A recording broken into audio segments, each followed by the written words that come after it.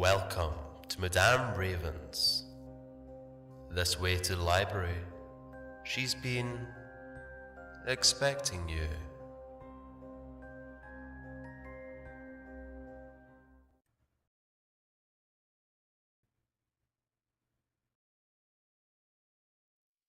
My dreams are not normal. By Jaydom. Let me start off by telling you a little bit about myself. I'm the only child, and I have a mother who loves me more than life itself. I don't know if this is a good thing or a bad thing, only that I can't always control it. Usually at night when people go to sleep, they have dreams, wake up, and then vaguely remember them. The same happens to me, only not quite. When I sleep, I travel into the past. Sounds cool, right? But here's the thing. I can't always control where and when I travel to. Sometimes I get nightmares, too. In these nightmares, I involuntarily travel to the worst possible times and places to be. Let me tell you, waking up in Nazi-occupied Germany wasn't fun in the least bit. Now that you know a little bit about me, it's time to go into the reason I'm here. I feel that I've done a terrible thing, and I have to get it off my chest. My father passed away earlier this year due to a heart attack, and to be honest, my mother hasn't been taking it well at all. Ever since that day, she hasn't been herself. She's quieter. She likes to be alone, and she stopped doing the things she's always enjoyed, such as gardening and holding her book club meetings. About a week ago, I knocked on her bedroom door, only to walk in on her sitting up in bed and just staring at the window.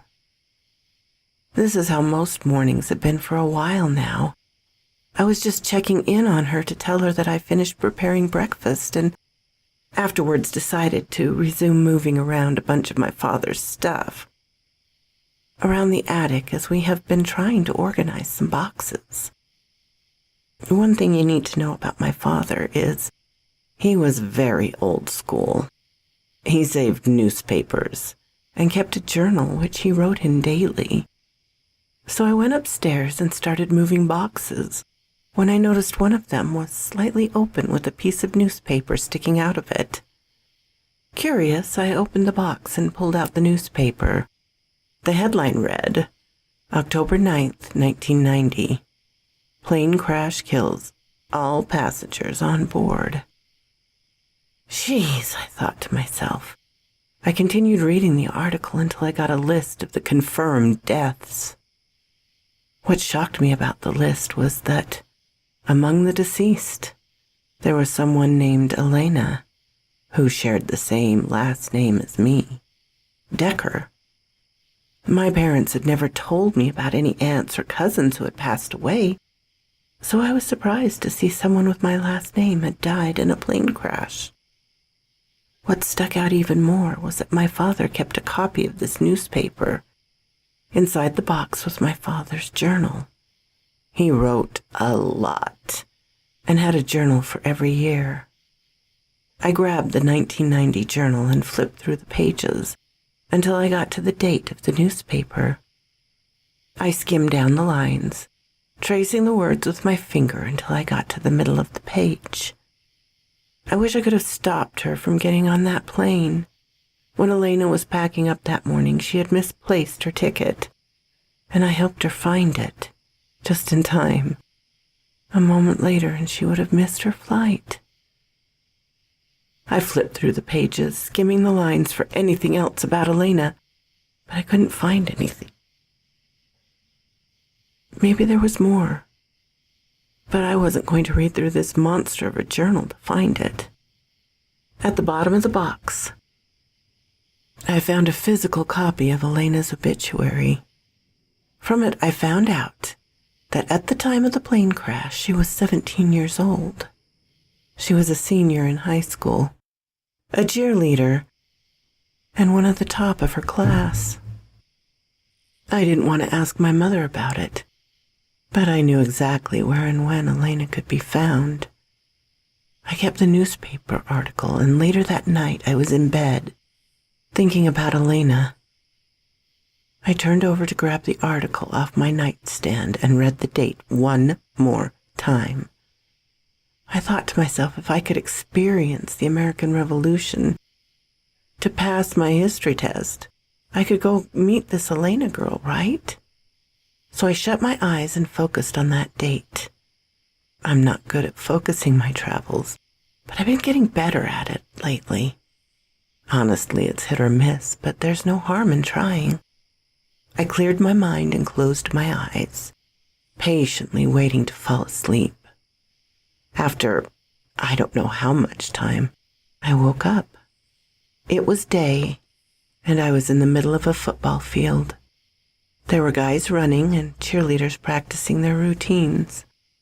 Cars were driving by on the street, and I tried to take a moment to observe the scenery.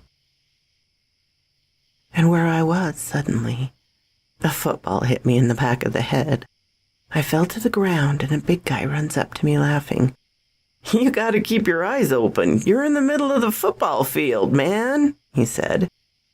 "Maybe you should watch where you're throwing the ball, Brad," said an unfamiliar female voice from behind me. I turned my head, only to see one of the cheerleaders there. She had her hands on her hips and seemed irritated, like this isn't the first time something like this had happened. "Sorry, Elena. Will and I were playing catch, and it turns out Will only knows how to catch, not throw," said Brad. Jackpot. Brad went back to playing football, and Elena helped me up. "Are you from around here?" No, my family just moved here. I'm still trying to get used to the city," I replied, trying to come up with a fake backstory. "Oh, I see. So what's your name?" she asked. "Romeo. I think I got that your name was Elaine." As I tried to answer, I heard thunder. It was raining when I went to sleep, and the thunder was literally ear-shattering. As it continued, I began to pass in and out of this period of time. In order for me to stay in the current point of time, I have to remain asleep. I once was in Salem, and my alarm went off. I was labeled as a male witch, and I think you can infer how that went. Anyway, eventually the thunder stopped, and I stopped slipping between the past and present. Elena, however, gave me the most wide-eyed look I'd ever seen in my life. "Shit," I thought to myself. "You're a time traveler," she exclaimed. "What? How do you know?" "Because I am too. The same happens to me. Did your alarm go off?" she asked. "Oh," I began to chuckle. "No, there's just a lot of thunder," I explained. For the rest of the day, Elena and I just talked about our time adventure, and she took me to one of the best burger places in the city. "So when did you first find out about your powers?" Elena asked. "I've known for a while. It's so much of a big deal to me anymore, I haven't told anybody," I replied. "Good. Keep it that way. If people knew what we could do, then we wouldn't have adventures anymore. Everybody have regrets. If someone you loved died and you knew your best friend could easily go back in time and save them, but didn't, how would you feel?" I looked out of the window, and a car pulled up. I looked through the tinted window to see the driver. It was my dad, but a lot younger. My heart skipped a beat to see him, so full of life. "Hey, that's my dad. I gotta go," she said. Suddenly, all the pieces came together. Elena packed, grabbing her things and putting them in her backpack. My dad honked the car 3 times outside. "I'm running late to the airport. You should travel here more often, or maybe we could go somewhere else," she said. I got butterflies. My first instinct was to tell her and spare her the cruel fate. However, one rule I stick to when I travel is not to change anything too much. This was something more significant to me. If I saved her, I could change everything about my family, including my own existence. Would my parents still have me? Would my parents be different? Would it be for the better or the worse? Either way, I stopped myself. My throat was in a knot. I just swallowed, looked her in the eye and said, "Yeah, see you around." Elena left through the front door and I watched her through the window, getting into the car and talking to my dad. He pulled away from the curb, and as they drove off in the distance, my alarm went off. I woke up. It was morning. The sun was up. My first thought, I just killed my sister.